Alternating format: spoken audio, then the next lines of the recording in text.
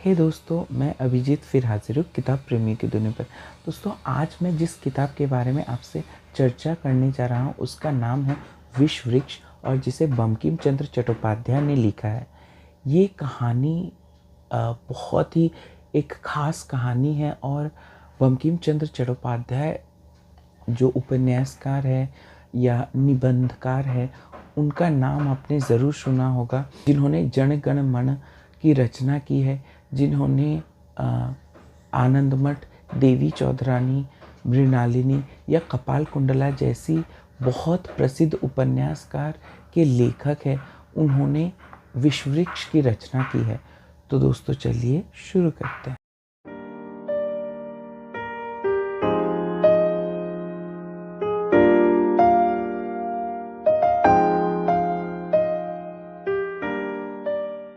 दोस्तों, ये कहानी जो है विश्ववृक्ष, ये कुंद नंदिनी के इर्द गिर्द घूमती है। और कहानी शुरू होती है नगेंद्र दत्त, जो एक ज़मींदार है और वह कलकत्ता जाते रहते हैं। बीच में आंधी आने वाली है और वह नाव को एक किनारे की ओर रखवाकर वह एक जगह आश्रय लेते हैं। घर के बाहर से वह सुनते हैं कि एक वृद्ध व्यक्ति जो कि मृत्युशैया पर है और उनकी एक बेटी बहुत ही कम उम्र की है, वह एक दूसरे से बातचीत करते रहते हैं। और इसके बाद उसके पिता की मृत्यु हो जाती है। उसकी माता, जो कि पहले ही स्वर्ग सिधार गई है, वह कुंद के सपनों में आती है और वह कहती है कि कुंद, क्या तू मेरे साथ जाओगी? तो कुंद कहती है कि माँ, मैं अब बहुत थकी हुई हूँ, मुझ में चलने की शक्ति नहीं है और मैं आपके साथ नहीं चल सकूँगी। उसकी माँ कहती है कि देख, ये दो छवि या ये दो चित्र देख, इन दोनों व्यक्तियों से तू बचकर रहना। और इसके बाद उसकी माँ कहती है कि मैं दूसरी बार तुझे लेने आऊँगी और उस वक्त तुझे अच्छा लगे तो तू मेरे साथ चल सकती है। यह कहकर वह चली जाती है। जब उसका स्वप्न टूटता है, उसके बाद वह नगेंद्र दत्त को देखती है और नगेंद्र दत्त के साथ वह कलकत्ता जाती है, क्योंकि कलकत्ता में अगर उसके रिश्तेदार मिल जाए, इसी कारण नगेंद्र दत्त उसे ले जाते हैं। वह अपनी बहन कमल मणि के वहाँ उसे ठहराते हैं और कुंद नंदिनी के रिश्तेदार की खोज की जाती है, मगर ऐसा उसका अपना वहाँ कोई भी नहीं मिलता। सूर्यमुखी, जो नगेंद्र दत्त की पत्नी है, जब उसे यह खबर मिलती है तो वह कहती है कि उसे यहाँ ले आने। उसका एक दूर का भाई है ताराचरण, उसी से वह इसका यानी कुंद नंदिनी का विवाह करेगी, क्योंकि कुंद नंदिनी के पिता नहीं है। वह बहुत ही अकेली है और आचार व्यवहार अच्छा है, देखने में भी अच्छी है, इसीलिए उसका विवाह ताराचरण से करवा दी जाती है और वह भी खुशी खुशी ताराचरण को अपना लेती है। ताराचरण के घर देवेंद्र नाथ यानी उसका ताराचरण का एक मित्र आता है और वह कुंद नंदिनी के प्रति मोहित हो जाता है।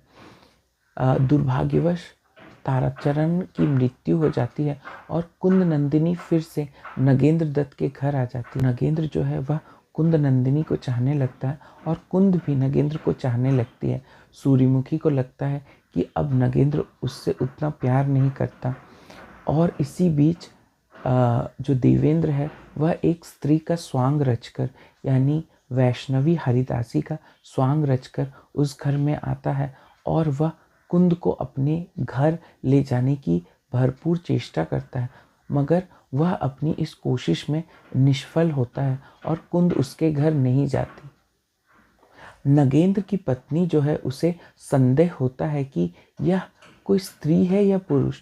सूर्यमुखी अपनी दासी को भेजती है ताकि उसका असली रहस्य या उसका असली उद्देश्य हीरा नाम की जो दासी है उसे आकर बताए। और हीरा जो है वह देखती है कि सच में यह एक औरत नहीं बल्कि यह एक पुरुष है, और वह आकर अपनी मालकिन सूर्यमुखी को कहती है, मगर वह स्वयं देवेंद्र को प्यार करने लग जाती है। और कुंद नंदिनी जो है वह क्या देवेंद्र और हीरा के बीच आ जाती है या नगेंद्र और सूर्यमुखी के बीच आ जाती है? उस बेचारी का क्या दोष है? क्या वह किसी का घर तोड़ती है या फिर उल्टा उसे ही किसी का प्यार नहीं मिलता?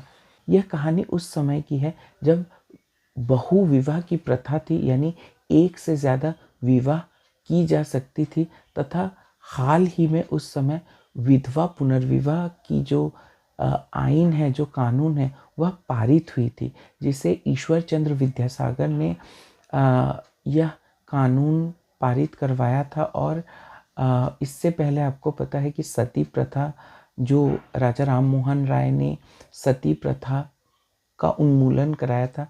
और इस समय जो है किताब लिखने से कुछ दिन पहले ही या उस दौरान ही विधवा पुनर्विवाह की जो क्या कहूँ, एक आंदोलन है, वह चली थी।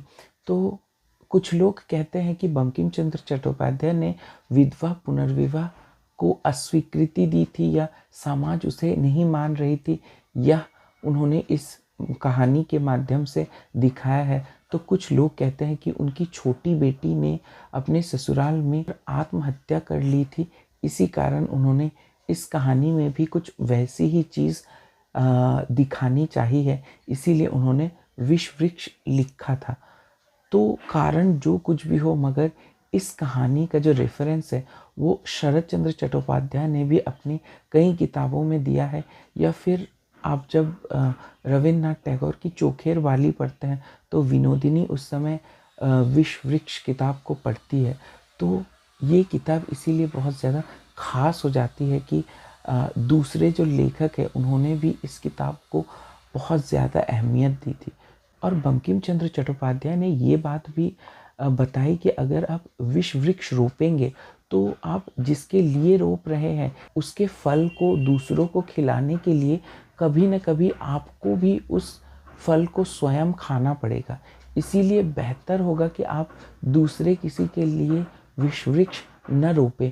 मगर हम तो इंसान हैं और हम जलन, ईर्ष्या और द्वेष को न रोककर हम कहीं ना कहीं दूसरों की क्षति के लिए विष वृक्ष रोप ही देते हैं। तो दोस्तों, इस किताब को आप एक बार ज़रूर पढ़िए और मुझे बताइए कि आपको ये कहानी कैसी लगी। तो फिर मिलेंगे एक नई कहानी के साथ, तब तक के लिए अलविदा।